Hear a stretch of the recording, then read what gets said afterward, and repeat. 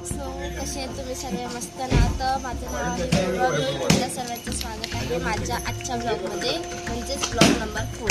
तर आज आपण चाललो आहे नरसोबाच्या वाडीला. तर आता आपण आहे कोल्हापूरला. इथून जाणार आहोत नाश्ता करायला.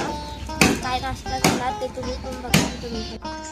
तर हे सँडविच खाण्यासाठी आम्ही पोचलो हॉटेल प्रार्थनामध्ये. हे कोल्हापूरमध्ये महालक्ष्मी टेम्पलपासून 5 मिनिटं डिस्टन्सवर आहे. तर चला मग पुढे प्रवासाला सुरुवात करूया. नरसोबाची वाडी हे महाराष्ट्रातील कोल्हापूर जिल्ह्यात शिरोली तालुक्यात एक प्रसिद्ध तीर्थक्षेत्र आहे. इकडे जाण्यासाठी 2 ऑप्शन खूप चांगले आहेत, बाय रोड आणि बाय रेल्वे. तर आज आपण जाणार आहोत बाय रोडने. तुम्ही जर बाय रेल्वे येत असाल तर तुम्हाला MH17411 एक्सप्रेस म्हणजेच कोल्हापूरची शाननी तुम्ही येऊ शकता. ते नाही तर आता नवीन ओपन झालेली LHB महालक्ष्मी एक्सप्रेसनी ही ट्रॅव्हल करू शकता. चला मग प्रवासाला सुरुवात करूयात. या LHB मध्ये स्लीपर कोचला 80 डबे आहेत. तुम्हाला ह्यात जनरल क्लासही अवेलेबल आहे. तर train MH17411 express total 13 stop घेते. ती 516 किलोमीटर ट्रॅव्हल करते, तेही 11 तासांमध्ये. तर आता गोष्ट करूया राहण्याच्या सोयीबद्दल. जर तुम्ही कमी बजेटमध्ये डॉमेट्री शोधत असाल तर कोल्हापूर एसटी स्टँडच्या समोर हॉटेल चालुक्य लोडिंग या इकडे तुम्हाला डॉमेट्री बेड अवेलेबल आहे, तेही 250 रुपयामध्ये, ते पण 24 तासासाठी. सो ही झाली तुमची राहण्याची सोय. आता पाहूया तुम्हाला कोल्हापूरवरनं नरसोबावाडीला कसे यायचे. तर तुम्हाला कोल्हापूर बस स्टँडवरून सकाळी 9:15ची बस भेटणार, तेही डायरेक्ट नरसोबावाडीला. ती बसची तिकीट तुम्हाला 100 रुपयेपर्यंत भेटेल. तर हा प्रवास तुमचा 60 किलोमीटरचा असणार आहे. तुम्हाला कोल्हापूरवरनं टॅक्सी सुद्धा अवेलेबल आहे. तर हा सुंदर प्रवास करत आपण पोचतो नरसिंहवाडीला. तर इथे स्वामी महाराजांनी 12 वर्ष तपश्चर्या केली होती, अशी दत्तकथा आहे. इथे नियमितपणे आरती, अभिषेक, जप, अनुशासन केली जातात. तुम्हाला इथे दत्त जयंती, गुरुपौर्णिमा, नरसिंह जयंती या सणांना भाविकांची मोठी गर्दी पाहायला व अनुभवायला भेटते.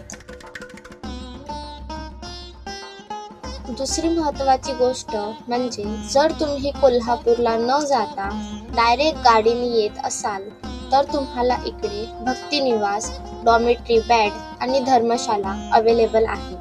इथे रूम्सचे रेंट 300 ते 700 रुपये पासून स्टार्टिंग आहे.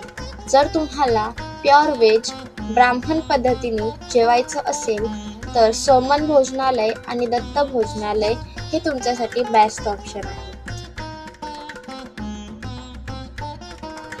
आम्ही इथे पौर्णिमेच्या दिवशी गेलो होतो, म्हणून इथे आम्हाला खूप जास्त गर्दी पाहायला भेटली. जर तुम्हाला कमी गर्दी पाहिजे असेल तर तुम्ही आडे दिवशी इथे जाऊ शकता. तर चला मग या आपण दर्शन घेऊया.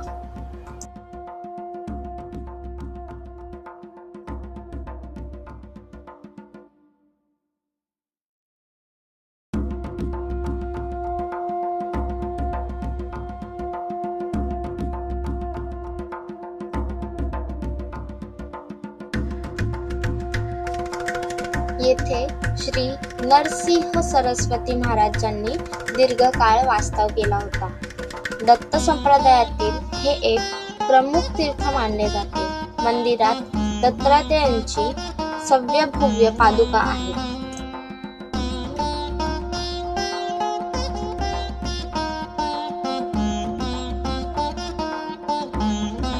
सो गाईज, आमचं दर्शन झालेलं आहे आणि तुम्ही माझ्या जसे काही मागे बघू शकतात, ह्याला कृष्णा नदी आणि संगम नदी असं दोन्हीही बोलतात. तर इथे खूप जणांनी असा कचरा करून ठेवलाय. पाणीमध्ये फुलं वगैरे शिळवतात, हे मान्य आहे, बट हे असं करू नका, बिकॉज पाणी सुद्धा खराब होते. इथे माशांना सुद्धा खायला घालतात, त्याच्याने सुद्धा पाणी खराब होते. इथे बोटिंग सुद्धा अवेलेबल आहे, तर तुम्ही नक्की ट्राय करू शकता. बाकी चला पुढे आमच्यासोबत.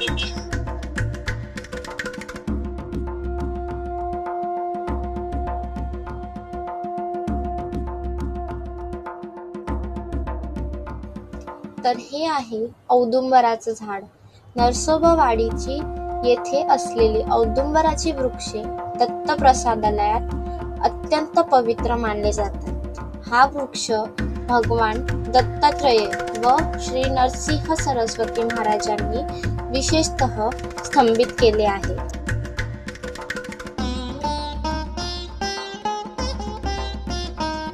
तर अशा सुंदर ठिकाणी येऊन तुम्हाला पाहायला भेटते कृष्णा नदी म्हणजेच पंचगंगा संगमेश्वर घाट, पवित्र स्थान, ध्यान व पूजेसाठी प्रसिद्ध आहे.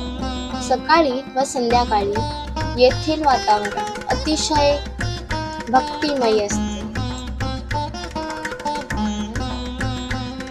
इथे दत्त जयंती, गुरुपौर्णिमा, नरसिंह जयंती या काळात मोठी गर्दी असते. भजन कीर्तन, पालखी सोहळा हे खूप भव्यपणे साजरे होतात. ज्यांना महाप्रसाद हवा असेल त्यांच्यासाठी महाप्रसादालय सुद्धा अवेलेबल आहे.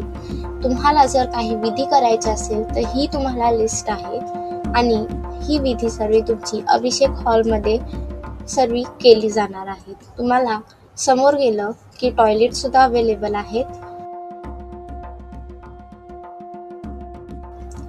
तर ही नरसोबावाडीची यात्रा इथेच संपते. व्हिडिओ आवडला असेल तर लाईक करा, शेअर करा, कमेंट करा आणि सबस्क्राईब नक्की करा. भेटूयात पुढच्या व्लॉगमध्ये. तोपर्यंत बाय बाय.